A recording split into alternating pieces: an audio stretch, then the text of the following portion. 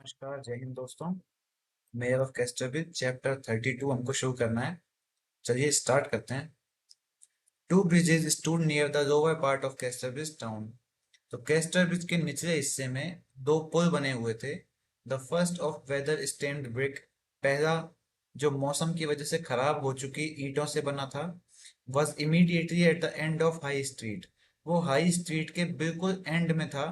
Where a diverging branch from that thoroughfare ran round to the low-lying Durnover lanes, जहां पर उस main सड़क से अलग एक सड़क नीचे की जो डर्नोवर गली है, डर्नोवर जो जगह है ना, उन गलियों में जाती है। उस मेन सड़क से बगल में एक छोटी सी सड़क जा रही है नीचे डर्नोवर की गलियों में, so that the precincts of the bridge formed the merging point of respectability and indigence। तो इस तरीके से ये जो पुल है, ये सम्मान और निर्धनता के बीच का बिंदु है। मतलब एक तरफ तो इसके बहुत सम्मानित और अच्छे खासे रईस लोग रहते हैं, वहीं दूसरी ओर कैसे लोग रहते हैं, गरीब लोग रहते हैं। तो ये पुल उनके बीच का बिंदु है। The second bridge of stone was further out on the highway.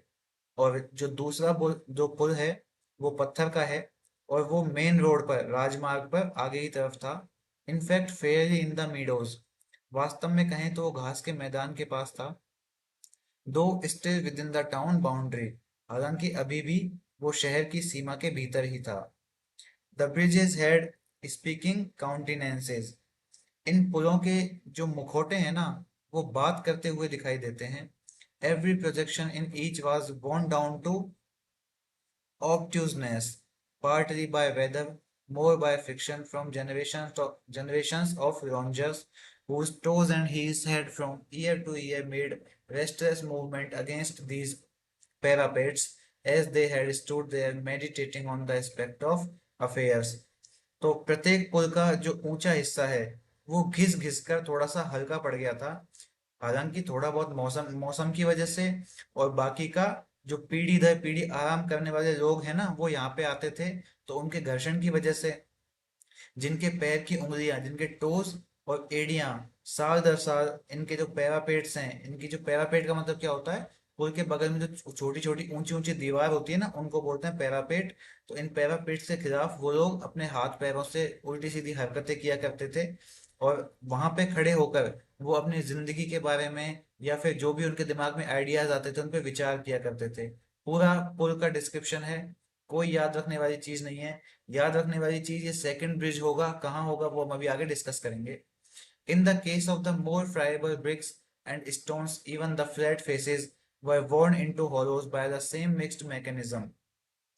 वो जो पुल है वो थोड़ी सी ब्राउन कलर की ईंट और पत्थरों के मामले में, और काफी सपाट उन दोनों के मिक्सचर से, किन किन के मिक्सचर से, ईंट और पत्थरों के मिक्सचर से, और वहां पे आने जाने वाले जो राहगीर हैं उनकी वजह से घिस घिस कर वो काफी खोखले हो गए थे। उनका जो मैकेनिज्म है ना, वो जो मिक्स्ड मैकेनिज्म है, उनके उस वजह से वहां पर जो घिसावट हुई है मौसम की, वहां के लोगों की, उसकी वजह से वो पैरापेट, वो जो पुल का ऊंचा हुआ जो मेन हिस्सा है, वो थोड़ा सा खोखला हो गया था। The masonry of the top was clamped with iron at each joint. और जो सबसे ऊंचा हिस्सा था उसका जो शीर्ष था, उसकी चिनाई थी। मेसनरी का मतलब क्या होता है, चिनाई। मेसन का मतलब क्या होता है, मिस्त्री। और मेसनरी का मतलब मिस्त्री जो काम करता है, मेसनरी चिनाई। तो जो सबसे ऊंचा हिस्सा था उसकी जो चिनाई थी, वहां के प्रत्येक जोड़ लोहे से बंधे हुए थे। मतलब लोहे की एंगल लगाई गई थी सबसे ऊंचे हिस्से पे, ताकि ये टूटे ना या बिखरे ना।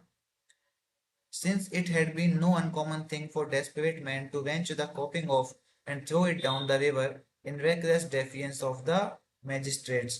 क्योंकि हताश लोगों के लिए मजिस्ट्रेटों की लापरवाही से उनकी आज्ञा का पालन न करते हुए कई लोग अपने जो विचार हैं, अपने जो अपने आप के मन मस्तिष्क के दुख हैं, पीड़ाएं हैं, उन सभी को उखाड़कर नदी में फेंक देते थे। और ये सब लोगों के लिए, ये सब चीज जो थी, ये उन लोगों के लिए कोई असामान्य बात नहीं थी। देखिए, मैंने आपसे पहले भी कहा है कि फिगरेटिव लैंग्वेज का बहुत जबरदस्त यूज है इस पूरे नोवेल में। रेफरेंसेस का बहुत ज्यादा यूज है। तो कुछ कुछ लाइंस एक बार में समझ आना थोड़ा सा मुश्किल है, लेकिन मैं आपको उसके लिए दूसरी बार में थोड़ा सा और इजी वे में समझा देता हूँ, ठीक है ना। तो इस पूरी बात का मतलब ये है कि जो लोग अन्याय का सामना करते थे, जिन लोगों को मजिस्ट्रेट्स जो थे वो सही तरीके से न्याय नहीं दे पाते थे, वो लोग इस पुल के पास आके खड़े हो जाते थे और विचार विमर्श किया करते थे अपने जीवन के ऊपर। और ये सब चीजें ना उन लोगों के लिए कोई असामान्य सी बात नहीं थी। For to this pair of bridges gravitated all the failures of the town, क्योंकि शहर के सभी असफल लोग पुलों के इस जोड़े की ओर आकर्षित होते थे। Those who had failed in business, in love, in sobriety, in crime, वो लोग जो व्यापार में, प्यार में, संयम में और अपराध करने में असफल हो गए थे। Why the unhappy hereabout usually choose the bridges for their meditation in preference to a railing, a gate, or a style was not so clear. यहाँ के जो दुखी लोग हैं वो आमतौर पर अपने ध्यान के लिए पुल को ही क्यों चुनते हैं, इस बात का कोई भी स्पष्टीकरण नहीं है। ये बात साफ तौर पे नहीं कही जा सकती है। अब देखिए, ध्यान रखने वाला फैक्ट क्या है कि पहला जो पुल है ना, वो कोई विशेषता नहीं रखता है, लेकिन सेकंड जो ब्रिज है ये ही सबसे ज्यादा इंपॉर्टेंट है फैक्चुअल दृष्टि से देखा जाए तो। कि आपसे एग्जाम में इस तरीके के सवाल पूछे जाएंगे कि लोग अपने दुखों को बांटने के लिए, विचार विमर्श करने के लिए, अपनी असफलताओं पे पश्चाताप करने के लिए, पछतावे के लिए कौन से पुल पे आया करते थे, तो वो सेकंड ब्रिज पे आया करते थे। There was a marked difference of quality between the personages who haunted the near bridge of brick and the personages who haunted the far out one of stone. ईंट के पुल के पास रहने वाले लोग और पत्थर के पुल के पास रहने वाले लोगों के बीच में जो जीवन जीने की क्वालिटी है, उसका काफी एक दिखाई देने वाला स्पष्ट सा अंतर था। Those of lowest character preferred the former, adjoining the town. और वो लोग जिनका चरित्र कैसा है, चरित्र से मतलब जीवन जीने का तरीका कैसा है, निचले स्तर का है, वो लोग पहले वाले जो पुल है उसको पसंद करते थे। जो लोग शहर से सटे पुल को पसंद किया करते थे, फर्स्ट जो पुल है जो कि अभी अपन ने पढ़ा था ना कि कहाँ जाता था, डर्नोवर की गलियों में जाता था, उस वाले पुल को प्रेफर करते थे वो लोग, निम्न स्तर के जो लोग हैं। They did not mind the glare of the public eye, और उन लोगों को लोगों की नजरों से कोई फर्क नहीं पड़ता था।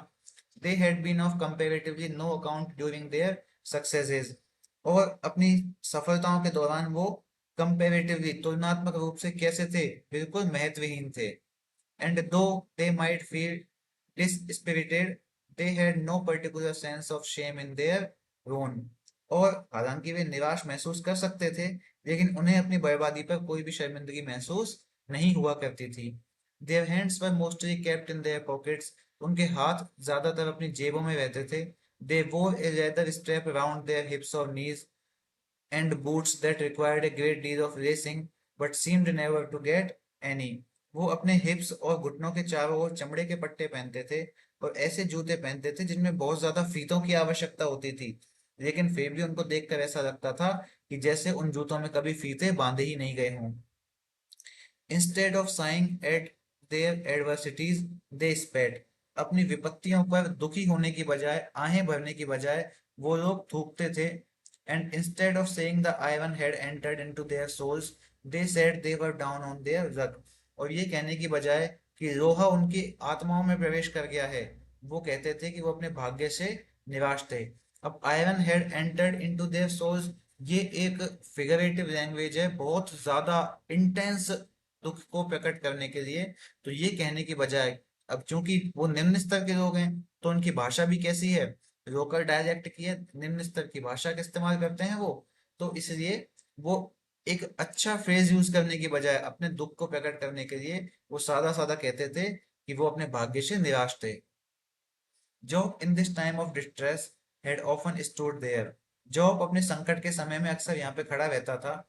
सो हैड मदर कक्सम, क्रिस्टोफर कोने एंड पुअर एबल विटल, और मदर कक्सम, क्रिस्टोफर कोने और पुअर जो बेचारा एबल विटल है ना, वो भी ऐसे समय में यहीं पे खड़ा रहता था। The miserables who would pause on the remoter bridge were of a politer stamp, दूर के पुल पे रुकने वाले जो लोग थे वो काफी दुखी थे लेकिन विनम्र भी थे। They included bankrupts, hypochondriacs, persons who were what is called out of a situation from fault or recklessness, the inefficient of the professional class, shabby gentlemen who did not know how to get rid of the weary time between breakfast and dinner, and the yet more weary time between dinner and dark. तो उन लोगों में कौन थे? वो जो दुखी लोग थे ना, पुल के ऊपर रुकते थे जो लोग, उनमें कौन कौन रुकते थे? लोग हुआ करते थे उनमें दिवालिया लोग, मानसिक रूप से बीमार लोग, और साथ ही ऐसे लोग भी शामिल थे जिन्हें गलती से या बदकिस्मती से उनको अपनी स्थिति से दूर, या फिर किस्मत की वजह से, उनकी बदकिस्मती की वजह से उनकी स्थिति बदतर हो गई है, ऐसा माना जाता है। इस तरह के लोग भी उसमें शामिल थे। साथ ही साथ पेशेवर वर्ग के अकुशल और घटिया किस्म के सज्जन लोग, जो कि नाश्ते और रात के खाने के बीच का जो थका हुआ समय था उस समय, और साथ ही साथ रात के खाने और अंधेरे के बीच, मतलब बिल्कुल डार्क नाइट के समय के बीच और भी ज्यादा थकान भरे समय से छुटकारा पाना नहीं जानते थे। काफी लंबी लाइन है। फिर से एक बात मैं समझाता हूँ आपको कि इस पुल के पास में, इस पुल के ऊपर कौन लोग खड़े हुआ करते थे? जो सेकंड पुल है ना, यहाँ पर जो दिवालिया लोग हैं वो खड़े हुआ करते थे। यहाँ पर मानसिक रूप से बीमार लोग, बदकिस्मती का सामना कर रहे लोग, उसके अलावा अकुशल और घटिया किस्म के सज्जन लोग, ऐसे लोग जो अपने घर के अंदर खाने के बाद थकावट महसूस करते हैं और उनको ये नहीं पता कि इस थकान को दूर कैसे किया जाए, उस तरह के लोग, ये सभी लोग यहाँ पर आकर इस पुल के पास में आके खड़े हुआ करते थे। The eye of this species were mostly directed over the parapet upon the running water below. तो इस यहाँ पर जो खड़े होते थे लोग ना, ये जो प्रजाति थी, इन प्रजाति के लोगों की नजर ज्यादातर नीचे बहते हुए पानी पर टिकी होती थी। A man seen there looking thus fixedly into the river was pretty sure to be one whom the world did not treat kindly for some reason or other. तो यहाँ पर इस नदी के अंदर स्थिर होकर देखने वाला आदमी निश्चित रूप से एक ऐसा ही व्यक्ति होगा जिसको ऐसा महसूस होता हुआ होगा कि दुनिया जो है ना, वो किसी ना किसी वजह से उसके साथ अच्छा व्यवहार नहीं करती, इसलिए वो यहाँ पे खड़ा होता था, दो दुख से नीचे पानी को बहते हुए देखता था। While one in straits on the townward bridge did not mind who saw him so, and kept his back to the parapet to survey the passer-by, one in straits on this never faced the road, never turned his head at coming footsteps, but sensitive to his own condition, watched the current whenever a stranger approached, as if some strange fish interested him, though every find thing had been posed out of the rivers years before। और इसके अलावा शहर की ओर जाने वाला जो पुल है, उसके ऊपर जो लोग खड़े रहते थे, दूसरा जो पुल है ना, उसके ऊपर जो लोग खड़े रहते थे, देखिए स्ट्रेट्स का मतलब क्या होता है? अब इसको भूगोल की भाषा में कहें, क्योंकि हम ने भूगोल भी पढ़ा है, बेसिक भूगोल तो पढ़ा ही है, तो भूगोल की भाषा में कहें तो इसको कहेंगे हम जलडमरू मध्य। लेकिन जलडमरू मध्य क्या है? जलडमरू मध्य कहेंगे हम कि जहां पर पानी की दो धाराएं आके मिलती हैं, ऐसी जगह जहां पर, तो उन दो धाराओं के, पानी के उन दो स्रोतों के बीच का जो मार्ग है, उस मार्ग को कहते हैं जलडमरू मध्य या स्ट्रेट। एक ऐसा रास्ता जहां पर दो दिशाओं से पानी के स्रोत आकर मिलते हैं, या फिर एक बहता हुआ स्रोत है जिसके ऊपर से कोई स्थान बनाया गया है जो उस पानी के बहते हुए स्रोत को दो भागों में बांटता है, उस स्थान को कहते हैं स्ट्रेट या जलडमरू मध्य। तो ये जो शहर की ओर जाने वाला पुल है, इसकी स्ट्रेट में फंसे एक व्यक्ति को इस बात की परवाह नहीं थी कि कौन उसे देख रहा है, और वो वहां पे आने जाने वाले लोगों का निरीक्षण करने के लिए अपनी पीठ उस पैरापेट की ओर रखता था। इस स्ट्रेट में जो फंसे हुए एक व्यक्ति ने कभी भी सड़क की ओर मुंह नहीं किया, ना ही कभी आते जाते लोगों के ऊपर अपना सिर घुमाया, बल्कि वो हमेशा से अपनी स्थिति के प्रति कैसा रहा है? संवेदनशील रहा है। और जब भी कोई अजनबी व्यक्ति आता तो वो धारा को देखने लग जाता। ये किस किस की बात हो रही है? सेकंड पुल के पास से गुजरने वाले व्यक्तियों की बात हो रही है कि जब भी कोई अजनबी व्यक्ति आता तो वो धारा को देखता और ऐसा दिखाता, झूठ मूठ में देखता, ऐसा दिखाता कि मानो कोई अजीब सी मछली है जो उसे आकर्षित कर रही है। हालांकि हर एक पंख वाली मछली बहुत से सालों पहले, बहुत वर्षों पहले इस नदी से पकड़ी जा चुकी थी। मतलब कि इस नदी में कोई मछली नहीं थी, लेकिन यहाँ पर खड़ा हुआ जो आदमी है वो इस तरह से दिखाता था कि वो बिजी है, ताकि उसको कोई डिस्टर्ब ना करे, ताकि उसको कोई पहचानने की कोशिश ना करे। तो इस पूरे पैराग्राफ में ना आपको दो ब्रिजेस के बारे में बताया गया है। एक पुल तो कौन सा है, पहले जो इसकी एक्सप्लेनेशन है वो तो सेकंड पुल है। ठीक है, सेकंड पुल कौन सा है, जो कि शहर के बिल्कुल पास में है, जहां पर एक गली टर्नओवर की ओर जाती है। यहाँ पर काफी दुखी वाले लोग जो हैं, वो एकदम सैड लोग हैं, वो आते हैं, बिल्कुल अपना दुख बांटते हैं। और जो बदकिस्मत लोग हैं वो यहाँ पे आते हैं। जबकि वो जो पहला वाला पुल है जो कि शहर की तरफ जाता है, उस वाले पुल पर वो लोग आते थे जिनको परवाह ही नहीं थी दुनिया में क्या हो रहा है। वो बस जीते थे, अपने अनुसार जीना पसंद करते थे। उनको नहीं मतलब था कौन आता है कौन जाता है, वो बस अपने आप को खुश करने के लिए वहां पे आते थे। जबकि ऊपर जो पुल है उस पे लोग अपने दुख को प्रकट करने के लिए, अपने दुख को फील करने के लिए, उससे छुटकारा पाने के लिए यहाँ पे आया करते थे। तो मतलब जो दुख को प्रकट करने वाला पुल है वो कौन सा पुल है, सेकंड पुल है। देयर एंड दस दे वुड म्यूज, वहां और वे इस तरीके से विचार करते थे। If their grief were the grief of operation they would wish themselves king, कि अगर उनका जो दुख है वो ऑपरेशन का, उत्पीड़न का दुख है, तो वे खुद को राजा बन जाने की कामना करते थे। If their grief was poverty, अगर उनका दुख गरीबी से भरा हुआ है, विश देमसेल्व्स मिलेनियर्स, तो वो लखपति बनने की कामना करते थे, करोड़पति बनने की कामना करते थे। If sin they would wish they were saints or angels, अगर उनका दुख पाप है तो वो इच्छा करते थे, आशा करते थे कि वो संत होते या फिर एंजल्स होते, देवता होते। If despise deserve that they were some much coated Adonis of county fame, और अगर उनके पास दुख है किस चीज का, डिस्पाइज डिजर्व का। डिस्पाइज मतलब ऐसा प्यार जिसको अपमान करके छोड़ दिया गया हो, भगा दिया गया हो, तिरस्कार कर दिया गया हो। या फिर तो क्या है इसका मतलब, या फिर अगर उनका दुख कैसा होता, एक अपमानित प्रेम का होता, तो वो चाहते थे कि वो काउंटी की प्रसिद्धि के बहुत कुछ बहुत ज्यादा प्रिय कैसे हों, एडोनेस हों। एडोनिस कौन है, एडोनिस एक देवी का नाम है। ठीक है, प्रेम की देवी इसको कहा जाता है ग्रीक मैथोलॉजी में।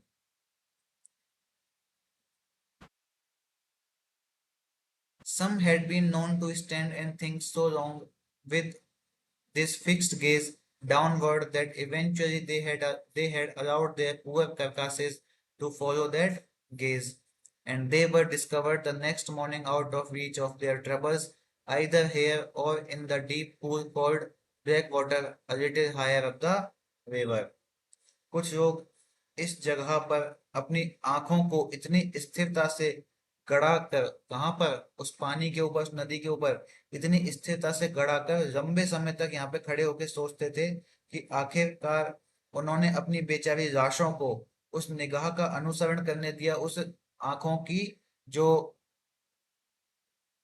दृष्टि है वो जिस दिशा में जा रही है, पानी की दिशा में जा रही है, तो उन्होंने अपने शरीर को, अपनी बॉडी को, अपनी दृष्टि का पीछा करने दिया है। और अगली सुबह उन्हें उनकी परेशानियों की पहुंच से बाहर पाया है, या तो यहाँ या फिर नदी के ऊपर ब्लैक वाटर नाम के गहरे तालाब में। एक बार फिर से बहुत गहरी फिगरेटिव लैंग्वेज यूज की है। पूरे सेंटेंस का एक सेंस, वो जो मीनिंग है, जो मूल एसेंस है, वो क्या है, सुसाइड। कैसे है सुसाइड, कि यहाँ पर ये बताना चाह रहा है कि यहाँ तक कि इस जगह पर ऐसा भी हुआ करता था सेकंड पुल के ऊपर, कि कुछ लोग जिनकी नजरें कहाँ जाती थी, नीचे पानी की तरफ देखती थी, वो लोग क्या करते थे, जहां उनकी नजर जा रही है ना, वहीं पर वो खुद भी चले जाते थे। मतलब वो पुल से कूद जाते थे नीचे पानी की तरफ। और क्या पाते थे वो, कि भाई अब उन्होंने अपने आप को परेशानियों से मुक्त कर दिया है। और उनकी लाश अगले दिन सुबह कहाँ कहाँ मिलती थी, या तो नदी में पाई जाती थी, या फिर वो जो गहरा तालाब है ब्लैक वाटर, उसमें पाई जाती थी। To this bridge came Henchard as other unfortunates had come before him. तो इसी पुल पे हैंचर्ड आया, जैसे कि उससे पहले अन्य दुर्भाग्यशाली लोग आए थे। His way thither being by the riverside path on the chilly edge of the town. उसका रास्ता शहर के ठंडे किनारे पर नदी के किनारे के रास्ते से होकर जाता था। Here he was standing one windy afternoon when Durnover church clock struck 5. यहाँ पर वो एक हवादार दोपहर में खड़ा हुआ था जब डर्नोवर चर्च की घड़ी में कितने बजे थे? 5 बजे थे। While the gusts were bringing the notes to his ears across the damp intervening flat, a man passed behind him and greeted Henchard by name. तो जब हवाएं काफी नम थी और बीच की उस सपाट जगह तक उसके कानों में पहुंच रही थी, हेंचर के कानों में, तो एक आदमी उसके पीछे से निकलता है और उसने हेंचर का नाम लेके अभिवादन किया, ग्रीट किया उसको। हेंचर turned slightly and saw that the corner was Job, his old foreman. हेंचर ने जैसे ही थोड़ा मुड़ के देखा तो उसने क्या पाया कि उस कोने पे कौन खड़ा हुआ था? जॉब खड़ा हुआ था, जो कि उसका पुराना फोरमैन था। नाउ एम्प्लॉयड एल्सवेयर, जो कि अब कहीं और काम करता था। टू whom दो ही हेटेड मी, जिससे हालांकि वो उससे नफरत करता था। He had gone for lodgings because Job was the man in Casterbridge whose observation and opinion the fallen corn merchant despised to the point of indifference. उसने उसने रहने के लिए एक जगह तलाश की थी, क्योंकि जॉब जो था ना वो कैस्टरविच में एकमात्र ऐसा व्यक्ति था जिसके ऑब्जर्वेशन यानी अवलोकन और ओपिनियन यानी कि उसकी राय, तो जिसके अवलोकन और राय को उस गिरे हुए अनाज व्यापारी ने, हेंचर ने, उदासीनता की हद तक कैसा समझा था? तुच्छ समझा था, एकदम घटिया समझा था। फिर से इसका मतलब हम समझेंगे कि हेंचर ने कोने से मुड़ के देखा तो कौन खड़ा था? जॉब खड़ा था, जो कि उसका पुराना कर्मचारी था। हालांकि वो उससे नफरत करता था, फिर भी उसने जॉब ने उसको रहने के लिए जगह तलाश की। और क्योंकि जॉब कैस्टरविच में एकमात्र ऐसा व्यक्ति था जिसको हेंचर की बर्बादी का रीजन माना जाता था, इसलिए उससे नफरत की जाती थी। हेंचर returned him a scarcely perceptible nod and Job stopped. हेंचर ने उसे एक अस्पष्ट सा इशारा किया और जॉब रुक गया। He and she are gone into their new house today, said Job. वो और वो आज अपने नए घर में चले गए हैं, जॉब ने कहा। अब ये वो और वो कौन है? जो पहले वाला ही है, मतलब ही जो है वो तो है डोनाल्ड फार्फरे, और शी कौन है? वो है यूसेटा। ओह, सैड हेंचर्ड एब्सेंटली। अच्छा, हेंचर ने अनुपस्थित भाव से कहा है। विच हाउस इज दैट, और ये कौन सा घर है? योर ओल्ड वन, तुम्हारा पुराना घर। अब देखो, मतलब हेंचर्ड का जो घर था उसको किसने, उसमें कौन शिफ्ट हो गया है? यूसेटा और डोनाल्ड, क्योंकि हेंचर्ड के घर की तो नीलामी हो गई है। Gone into my house, and starting up Henchard added, my house of all others in the town. ये बात सुनकर हेंचर ने बात शुरू करते हुए कहा कि मेरे घर में चले गए? शहर के बाकी सारे घर छोड़कर उनको मेरा ही घर मिला था क्या? Well, as somebody was sure to live there and you couldn't, it can do thee no harm that he is the man. ठीक है, क्योंकि अब वहां कोई रहता ही नहीं था और आप वहां पे रह नहीं सकते थे, तो इससे आपको कोई नुकसान नहीं हो सकता कि ये वो आदमी हो या फिर कोई और आदमी हो। इट वॉज क्वाइट ट्रू, बात तो बिल्कुल सच थी ये। He felt that it was doing him no harm, इस बात का एहसास था कि इससे उसको, इस मतलब डोनाल्ड के उस घर में शिफ्ट होने से उसे, वेंचर को, कोई नुकसान नहीं था। Farfay, who had already taken the yards and stores, had acquired possession of the house for the obvious convenience of its contiguity. फारफे, जिन्होंने पहले से ही यार्ड और स्टोर ले लिए थे, उसने अब घर को तथा उसके आसपास की सभी सुविधाओं को अपने कब्जे में ले लिया था। And yet this act of his taking up residence within those roomy chambers while he, their former tenant, lived in a cottage, gave Henchard indescribably।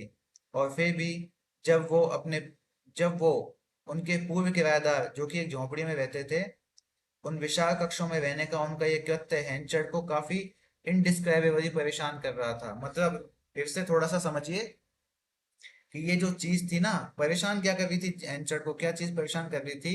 कि उसने मेरा जो फार्म है, जो मेरा यार्ड है, वो सब कुछ ले लिया, और अब उसने मेरे घर के अंदर के वो बड़े बड़े कमरे भी ले लिए होंगे जहां पर वो कभी किराए से रहा करता था।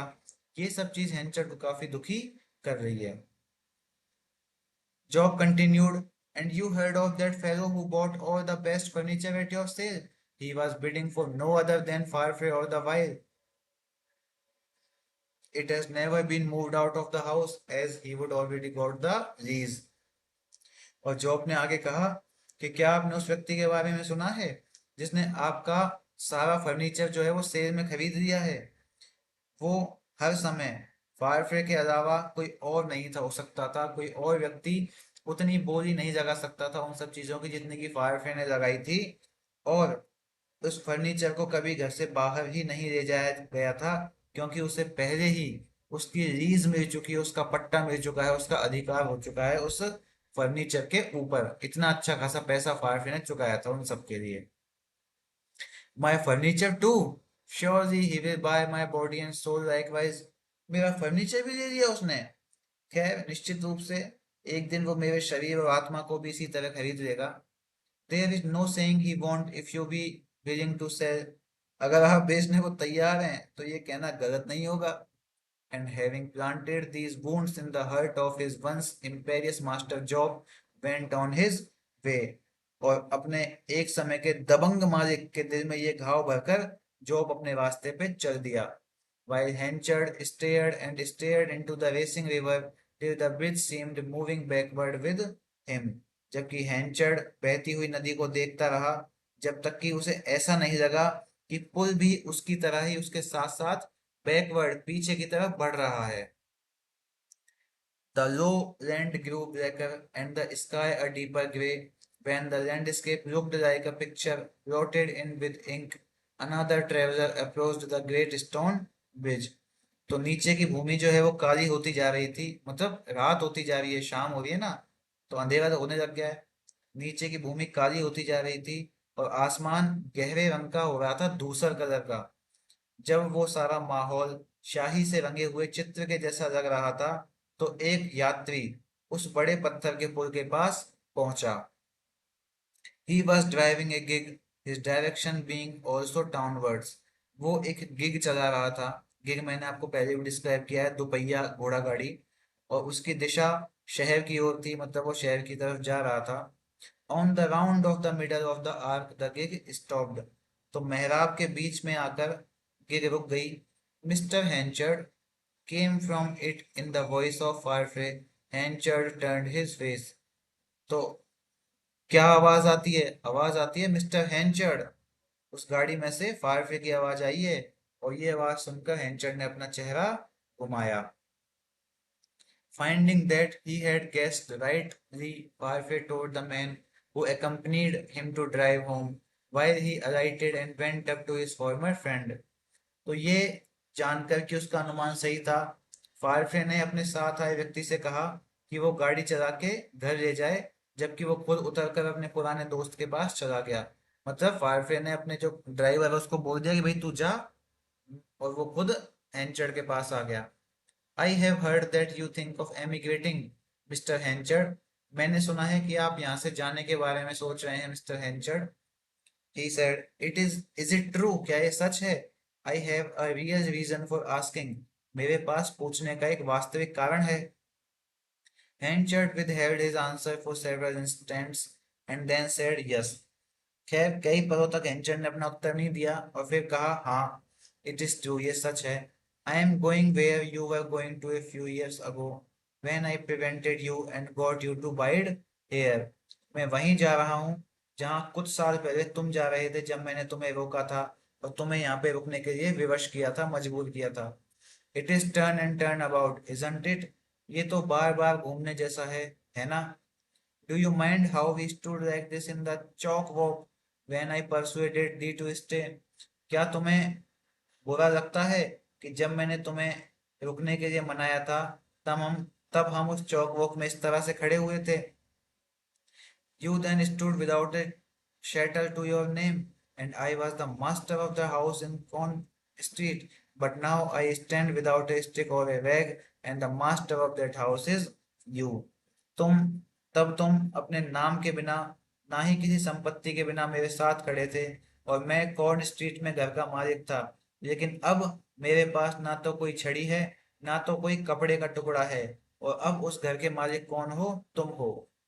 Yes yes, that's so, it's the way of the world, said Firefly. हाँ हाँ, ये बात सच है। संसार का तो यही तरीका है, मतलब संसार में चीजें घूमती रहती हैं, परिवर्तन प्रकृति का नियम है। हाँ हाँ, true, cried Henchard, throwing himself into a mood of jocularity. हाँ हाँ, सच है, हैंचर ने खुद को मजाकिया मूड में जाते हुए कहा।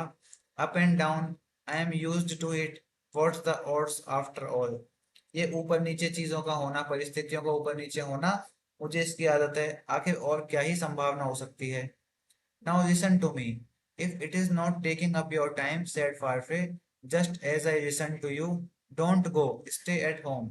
अब आप मेरी बात सुनो, अगर आपका समय बर्बाद नहीं हो रहा हो तो, फारफ्रे ने कहा, कि जैसे मैंने आपकी बात सुनी थी, तो आप भी मेरी बात सुनो कि प्लीज मत जाओ, घर पर ही रहो। But I can do nothing else man, लेकिन मैं कुछ और नहीं कर सकता यार, सेड हैंचर्ड स्कॉर्नफुली।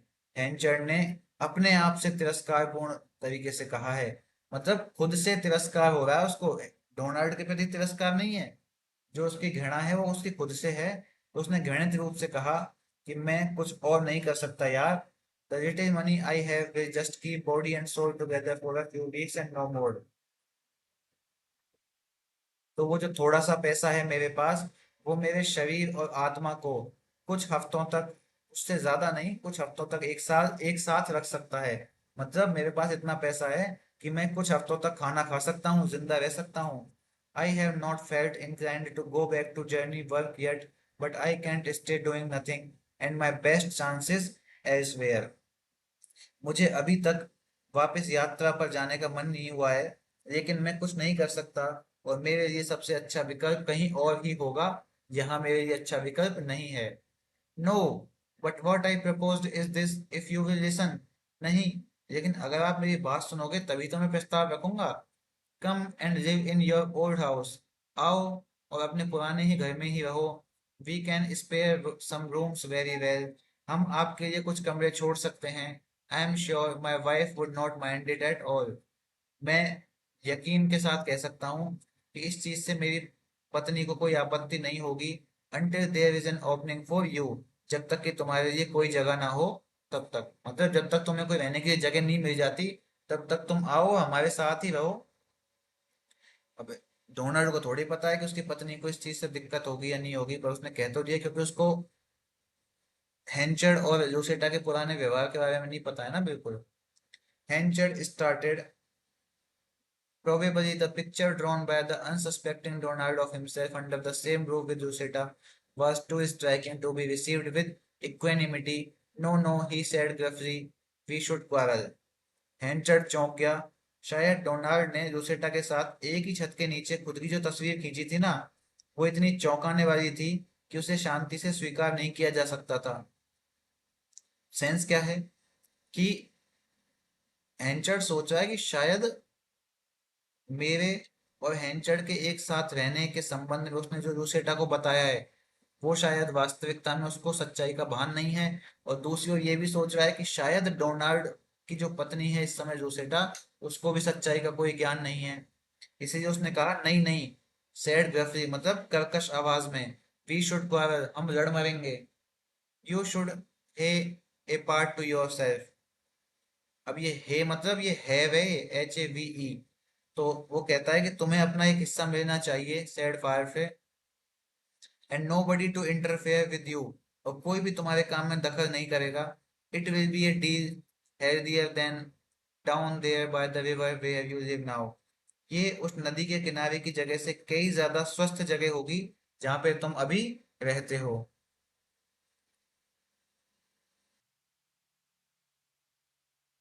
स्टिल हैंचर्ड रिफ्यूज्ड, फिर भी हैंचर्ड ने मना कर दिया। You don't know what you ask, ask he said, तुम नहीं जानते तुम क्या कह रहे हो, उसने कहा। However I can do no less than thank you. दी, दी मतलब थैंक यू, आपके एक वर्ड है ना ये, इतना तो पता होगा आपको, बेसिक चीजें हैं। हालांकि मैं तुम्हें धन्यवाद देने से कम कुछ नहीं कर सकता। They walked into the town together side by side as they had done when Henchard persuaded the young Scotchman to remain. वो साथ साथ शहर की ओर चल दिए जैसा कि उन्होंने तब किया था जब हैंचर्ड ने उस युवा स्कॉटिशमैन को वहां पे रुकने के लिए राजी किया था. Will you come in and have some supper? क्या आप अंदर आएंगे और हमारे साथ कुछ खाना खाएंगे? said Farfre when they reached the middle of the town where their paths diverged right and left. फारफे ने कहा जब वो टाउन के बीच में पहुंच गए थे जहां पे उनके रास्ते राइट और लेफ्ट में अलग हो रहे थे. नो नो, नहीं नहीं, हैंचर ने कहा, नहीं साहब. बाय द बाय, ठीक है फिर बाय.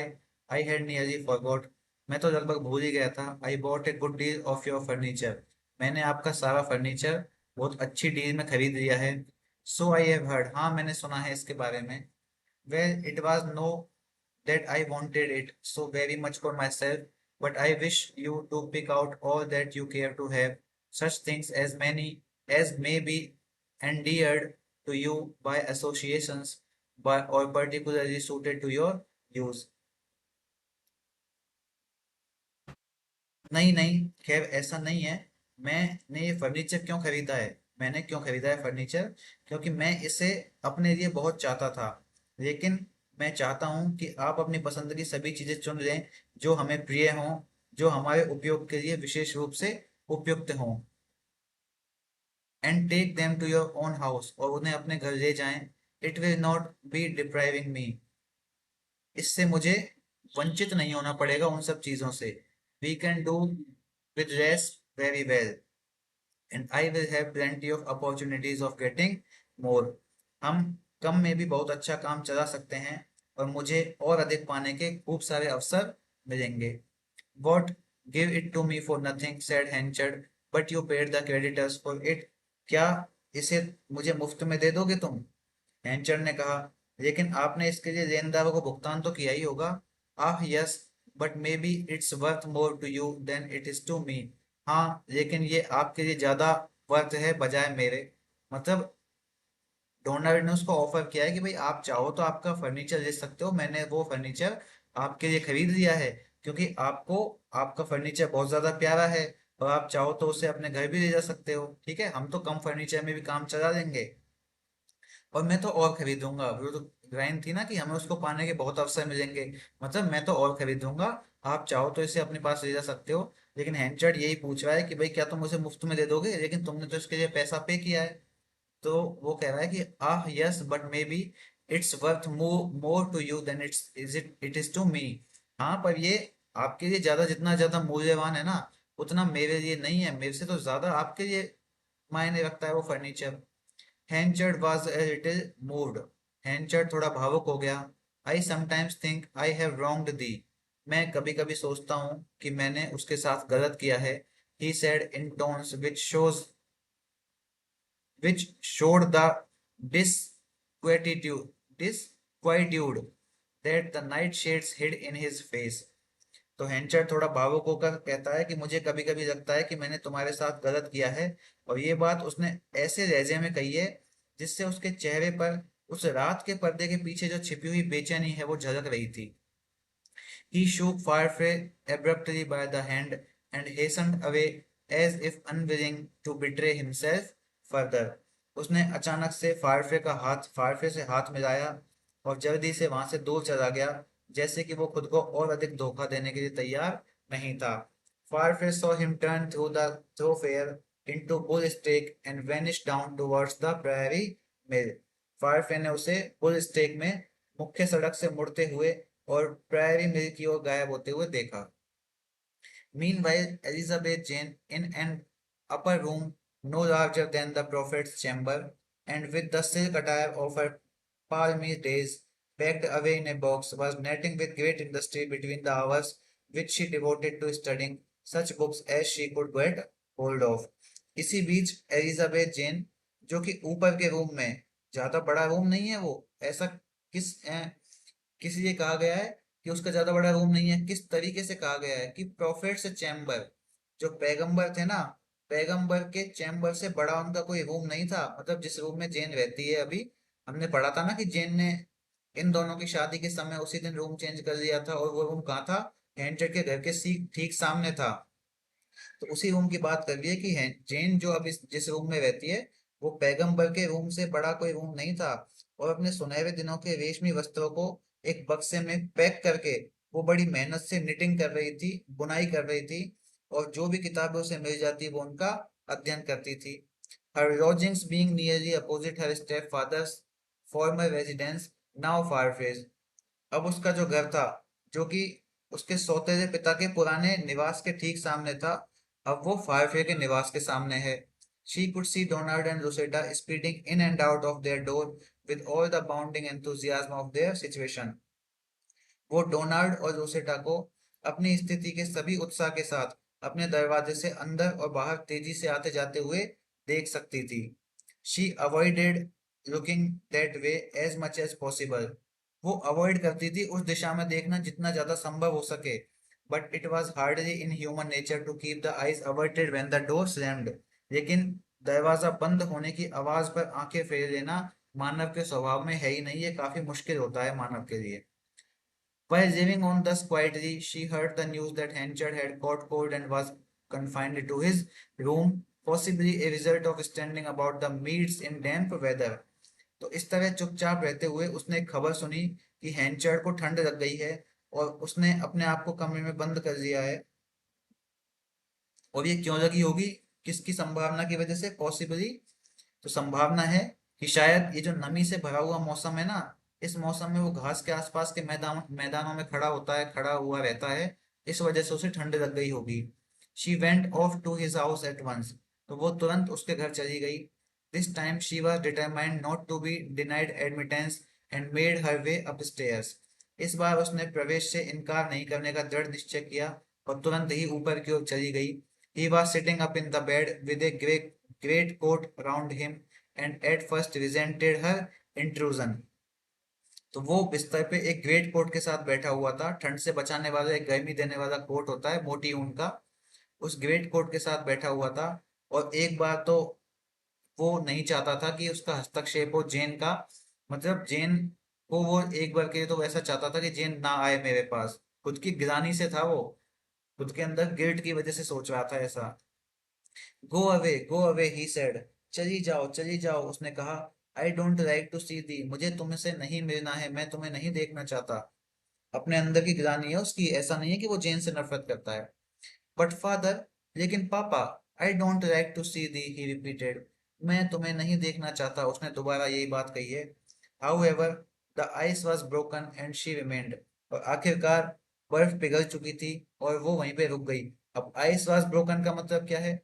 आइस वॉज ब्रोकन एक इडियम फ्रेज है जिसका मतलब होता है कि वो जो सब्र का बांध है वो टूट गया। मतलब उसने अपनी जिद छोड़ दी एंचर ने, और वो लड़की वहीं रुक गई, Jane. She made the room more comfortable, gave directions to the people below, and by the time she went away had reconciled her stepfather to her visiting him। तो वो उसने उस कमरे को और अधिक आरामदायक बनाया, नीचे जो लोग थे उनको दिशा निर्देश दिए। और जब वो चली गई तो जाते जाते उसने अपने सौतेले पिता को यह एहसास दिला दिया कि वो उससे विजिट करने दोबारा आएगी।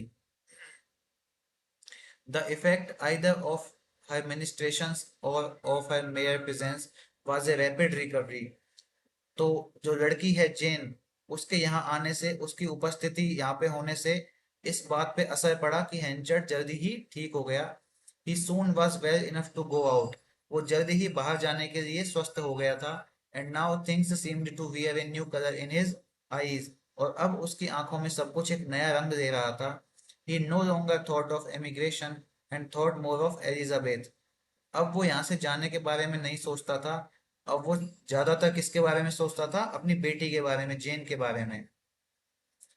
The having nothing to do made him more dreary than any other circumstance, and one day, with better views of warfare than he had had for some time, and a sense that honest work was not a thing to be ashamed of, he stoically went down to Firefly's yard and asked to be taken on as a journeyman hairdresser।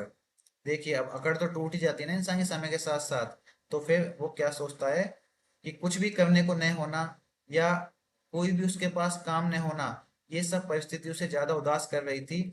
और एक दिन जब उसे फारफे के बारे में पहले से बेहतर विचार आया उसके मन में, तो उसे लगा कि ईमानदारी से काम करना तो कोई शर्म की बात नहीं है। तो वो चुपचाप फायरफ्लाई के पास उसके यार्ड में गया और उससे एक जर्नीमैन, मतलब एक घास काटने वाले हेड रसर के रूप में काम पे रखने के लिए उससे कहा। He was engage at once, वो तुरंत राजी हो गया। जो डोनाल्ड है वो तुरंत राजी हो गया कि हाँ बिल्कुल बिल्कुल करो काम आप। This hiring of Henchard was done through a foreman, Firefly feeling that it was undesirable to come personally in contact with the ex-confecter more than was absolutely necessary। तो हैंचर्ड की एक नियुक्ति जो है वो एक फोरमैन के जरिए की गई थी।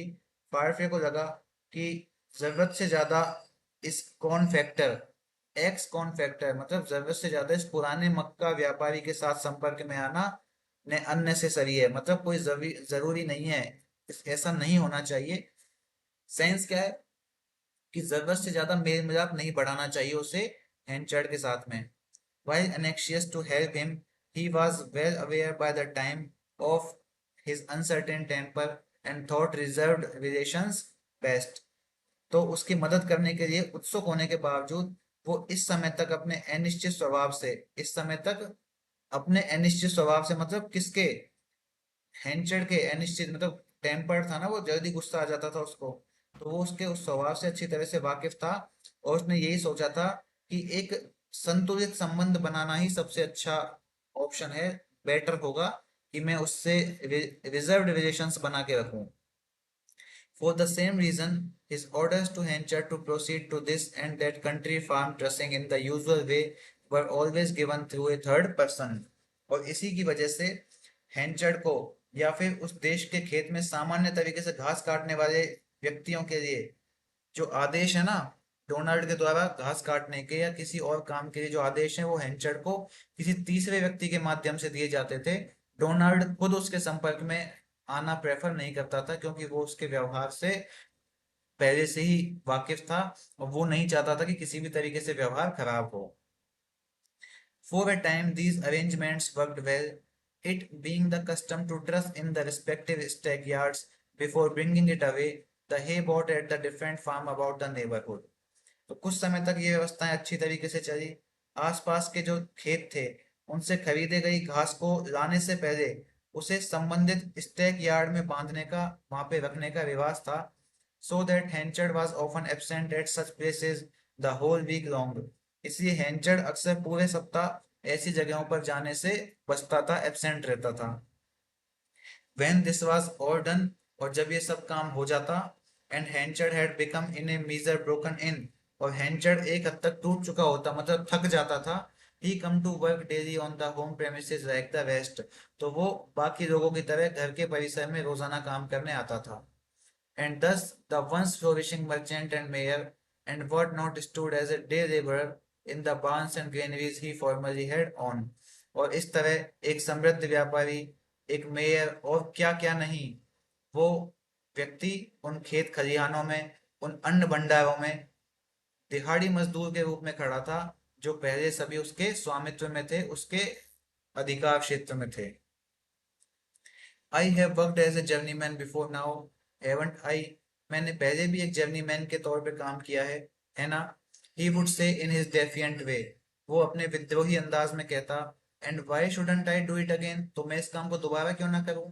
But he looked a far different journeyman from the one he had been in his earlier days, लेकिन वो अपने पहले के दिनों के जर्नीमैन से काफी अलग दिखाई देता था। Then he had worn clean suitable clothes, light and cheerful in hue, उस समय वो साफ सुथरे और उपयुक्त कपड़े पहनता था जो कि कैसे हुआ करते थे, रंग में काफी हल्के और चीयरफुल, खुशी से भरे हुए हुआ करते थे। Leggings yellow at marigolds, gold colour की पैंट वगैरह पहना करता था। Corduroy immaculate as new flax, corduroy के कपड़ा पहना करता था वो बेदाग, इमेक्युलेट का मतलब होता है बेदाग, एकदम नया नया कॉर्डरॉय का बना हुआ कपड़ा पहना करता था। And a neckerchief like a flower garden, और एक फूलों के गार्डन के जैसे एक नेकरचीफ पहना करता था। नेकरचीफ क्या होता है, गले में पहने जाने वाला जो रुमाल होता है, जो सम्मानीय अमीर घराने के लोग पहनने का दिखावा करते हैं ना वो।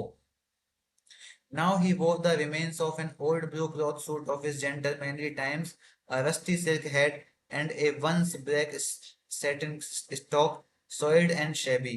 और अब वो क्या पहन रहा है, अब वो अपने अच्छे दिनों के समय के पुराने नीले कपड़े का सूट, वो जंग लगी हुई रेशमी टोपी और काले रंग के वो साटन का स्टॉक पहने हुए था, जो कि गंदा और जर्जर हो गया था।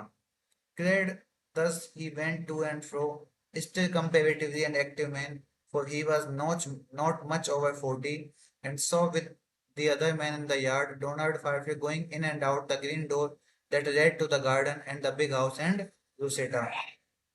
क्योंकि वो 40 साल से ज्यादा नहीं था और अभी भी एक सक्रिय व्यक्ति था, इस तरह के कपड़े पहने हुए वो इधर उधर आता जाता था, और उसने यार्ड में दूसरे लोगों के साथ डोनाल्ड फायरफे को उस ग्रीन कलर के दरवाजे से अंदर बाहर जाते देखा, जो कि बड़े घर और जो बगीचा है वहां से रूसेटा की ओर जाता था। सेंस क्या है पूरी बात का, कि अब वो इस तरह के जो गंदे से कपड़े हैं ना, उनको पहन के इधर उधर घूमता था, और अब पुराने समय की तुलना में एक ज्यादा सक्रिय व्यक्ति था, क्योंकि वो 40 साल से ज्यादा का नहीं था। पहले तो क्या करता था, मालिक था, आराम करता था, बैठ रहता था कुर्सी पे, लेकिन अब पुराने समय से ज्यादा सक्रिय व्यक्ति है, और वो डोनाल्ड को उस ग्रीन कलर के दरवाजे से अंदर बाहर आते जाते देखता, जो कि लूसेटा की तरफ जाता था। At the beginnings of the winter, it was rumored about Casterbridge that Mr. Farfrae, already in the town council, was to be proposed for mayor in a year or two. तो सर्दियों की शुरुआत में कैस्टरविच के बारे में ये अफवाह फैल गई थी कि जो फायरफ्रे है ना, जो कि पहले से टाउन काउंसिल में है, उसको 1 या 2 साल के लिए मेयर प्रस्तावित किया गया है। Yes, she was wise.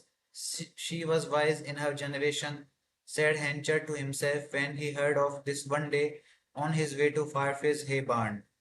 हाँ, वो बुद्धिमान थी, वो अपनी पीढ़ी में बुद्धिमान थी, हेंचर ने खुद से कहा, जब उसने एक दिन फायरफ्ले के घास के खलिहान की ओर जाते हुए इस बारे में सुना। मतलब लोग बात कर रहे थे कि वो बुद्धिमान थी। कौन? लूसेटा। लूसेटा बहुत बुद्धिमान थी, ये बात हेंचर ने सुनी है जब एक दिन वो फायरफ्ले के घास के खलिहान की तरफ जा रहा था। He thought it over as he wimbled his bonds, and the piece of news acted as a reviviscent breath to that old view of his of Donald Farfrae as his triumphant rival, who rode roughshod over him. उसने अपने जो बंधन हैं उनको हिलाते हुए इस पे विचार किया, अपने जो थॉट्स हैं जो बंधे हुए थे उनको हिलाते हुए इस पे विचार किया, और इस खबर ने डोनाल्ड फार्फे के बारे में उसके पुराने विचारों को दोबारा से जिंदा करने का काम किया, जो कि उसके विजय हो चुके प्रतिद्वंदी के रूप में था, जिसने उसे बुरी तरीके से हराया था।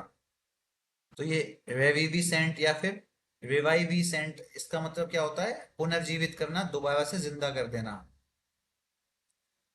अ fellow of his age going to be mayor indeed, उसकी उम्र का एक आदमी मेयर बनने जा रहा है वाकई में।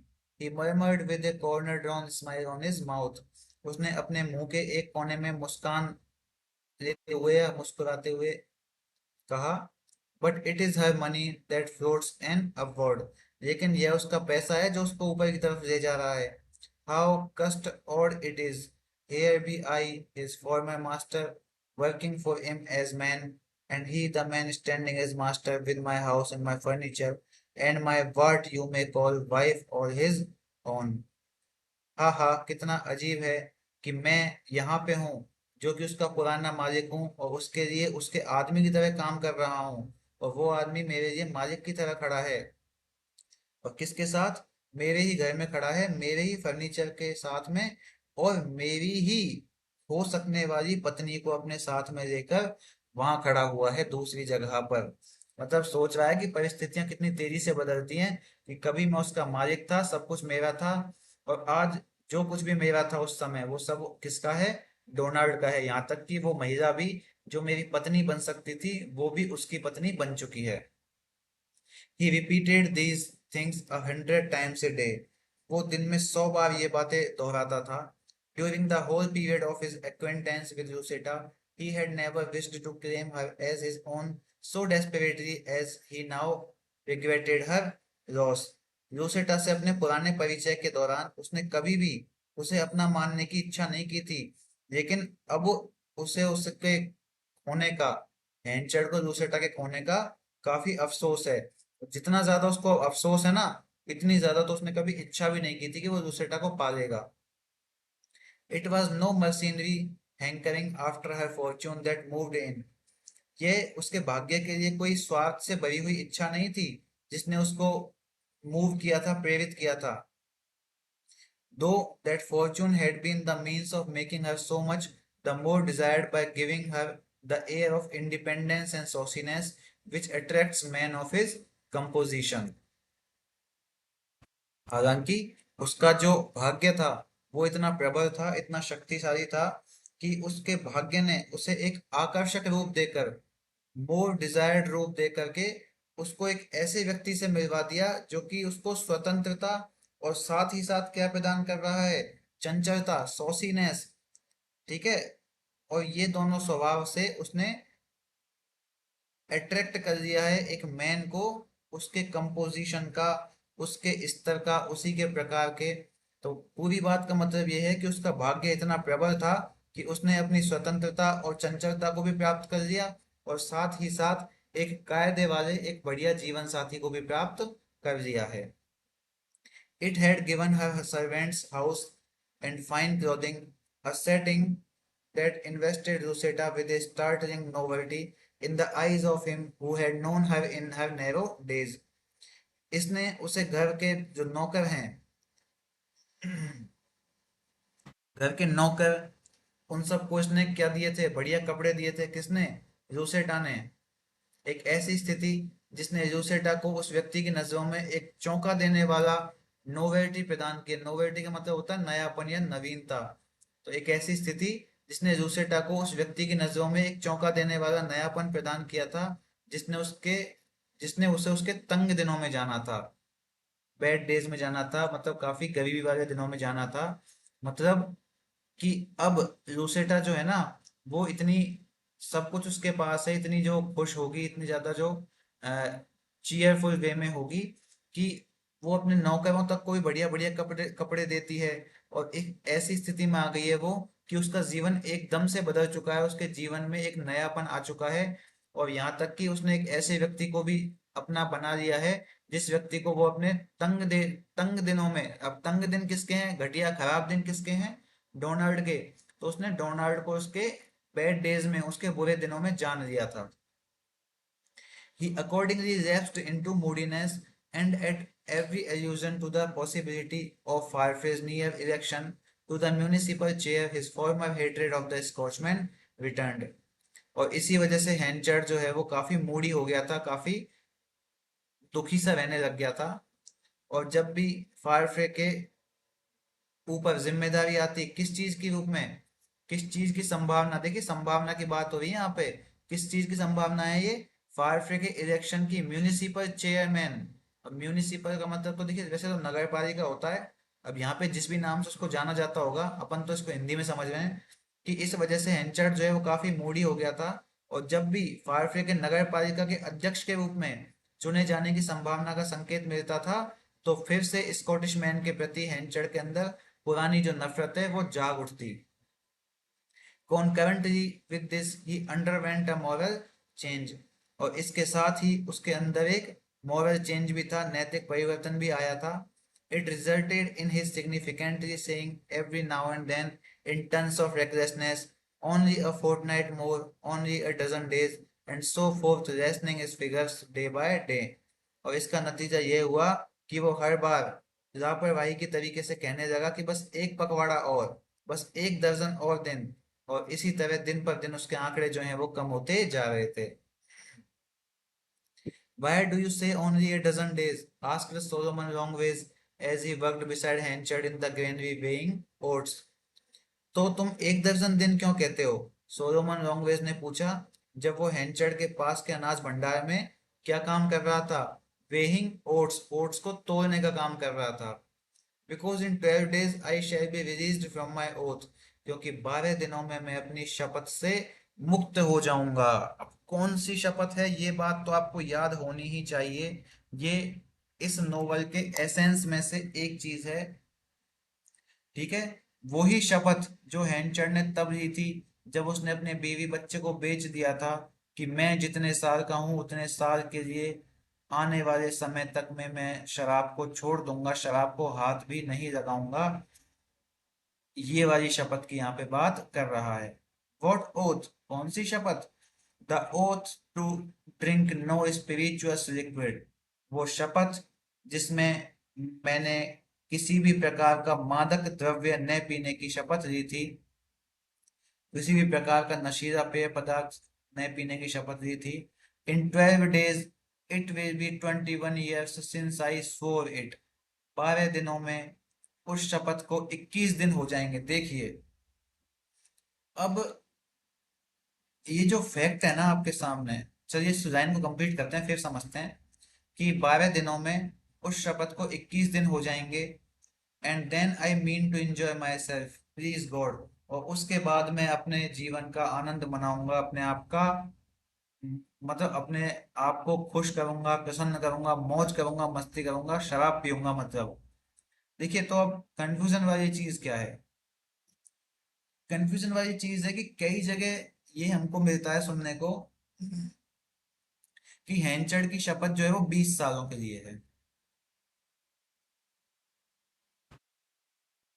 लेकिन हम शुरुआत में भी पढ़ते हैं कि भाई हैंचड़ उस समय 21 साल का था, और आने वाले समय में जितने साल का वो है, हर साल के लिए 1 साल पश्चाताप के तौर पे, कि वो 21 साल का तो था और 21 साल के लिए ही और शराब छोड़ देगा। लेकिन बीच में कहीं कहीं ऐसे फैक्ट आते हैं जहां पर इस तरह का समझ विकसित होती है कि जब जेन और सूजन कैस्टरविच में आए थे तो वो 18 साल बाद आए हैं। तब एक जगह हमको ये सुनने को मिलता है कि बस 2 साल की शपथ और बाकी है हैंचड़ की। तो मतलब उस हिसाब से कितने साल की शपथ हो गई? 20 साल की हो गई। शुरुआत में 21 साल थी, लेकिन अब फिर से कह रहे हैं कि उसकी शपथ कितने साल की है? 21 साल की। खुद हैंचड़ कह रहा है कि 21 साल हो जाएंगे उसकी शपथ को, और उसकी शपथ जो है वो कंप्लीट हो जाएगी। तो मतलब हैंचड़ ने कितने सालों के लिए शपथ ली है? मैंने पहले आपको 21 साल बताया, फिर मैंने 20 साल बताया, अब मैं आपको फिर से कितना बता रहा हूँ? 21 साल बता रहा हूँ। तो देखिए, वैसे तो एग्जाम में दोनों में से एक ही आता है, ठीक है, या तो 20 आता है या 21 आता है। ऐसा नहीं है कि पहली बार इन मतलब पहले भी इस सवाल के ऊपर जो डिबेट है वो नहीं हुई है, ठीक है, लेकिन पहले इसको 20 साल सही माना गया था। लेकिन मैं ये कहूंगा कि अब आप इस चीज को ना 21 साल ही मानिए, क्योंकि ये चीज 2 बार स्पष्ट होती है हमारे सामने, एक नोवेल के स्टार्टिंग में और एक इस जगह पर जहां पर इसकी शपथ समाप्त होने वाली है। तो मैं ये कहूंगा कि आप 21 साल ही मानिए इसको, बाकी बाद में मामला कोर्ट में जाएगा तो चला जाएगा। लेकिन इस पर 21 साल की ही सहमति ज्यादा होनी चाहिए। और मान्यता भी यही कहती है कि भाई जब वो खुद कहता है अपने मुंह से कि 21 साल हो जाएंगे शपथ को, तो ऑब्वियस सी बात है कि 21 साल के लिए उसने शराब छोड़ी है। ठीक है ना? तो आप 21 ईयर्स ही याद रखेंगे। Elizabeth Jane sat at her window one Sunday, and while there she heard in the street below a conversation which introduced Henchard's name. Elizabeth Jane एक संडे को अपनी खिड़की पे बैठी हुई थी, और वहां रहते हुए उसने नीचे सड़क पे एक बातचीत सुनी जिसमें हैंचर्ड का नाम आया था। She was wondering what was the matter, वो सोच रही थी कि आखिर क्या मामला हो गया। When a third person who was passing by asked the question in her mind, तभी वहां से गुजर रहे एक तीसरे व्यक्ति ने उसके मन का सवाल पूछा। Michael Henchard have busted out drinking after taking nothing for 21 years, कि माइकल हैंचर्ड ने 21 साल तक कुछ नहीं पिया, कोई भी शराब नहीं पी, और उसने जो उसकी ड्रिंकिंग की आदत थी उसको क्या कर दिया है? बस्टेड आउट कर दिया है। तब शराब पीना शुरू कर दिया है। 21 साल तक उसने कोई भी शराब, कोई भी मादक पदार्थ को नहीं पिया है, और आखिरकार उसने जो अपनी ड्रिंकिंग की आदत है, जो शपथ थी, उसको खत्म कर दिया है और पीना शुरू कर दिया है। Elizabeth Jane jumped up and put on her things and went out. Elizabeth Jane उछलकर उठी, अपना सामान पहना और बाहर चली गई है। तो इस जगह पर हैंचर्ड की शपथ जो है वो पूरी हो जाती है। एक संडे की बात हो रही है यहाँ पे। संडे के दिन ही एलिजाबेथ को पता चलता है कि हैंचर्ड ने शराब पीना शुरू कर दिया है। संडे के दिन ही हैंचर्ड ने अपनी शराब को तोड़ा है। 21 साल का ये समय है जो कि उसने शपथ ली थी, और फिर से एक बार यहाँ पर इस जगह भी इसी बात का दोबारा जिक्र आया है कि माइकल हैंचर ने 21 साल तक कुछ न पीने के बाद अब शराब पीना शुरू कर दिया है। ठीक है, तो यहाँ पे आपका ये जो चैप्टर 32 है ये समाप्त होता है। मिलते हैं हम नेक्स्ट चैप्टर में, चैप्टर 33 के साथ। तब तक के लिए धन्यवाद। जय हिंद।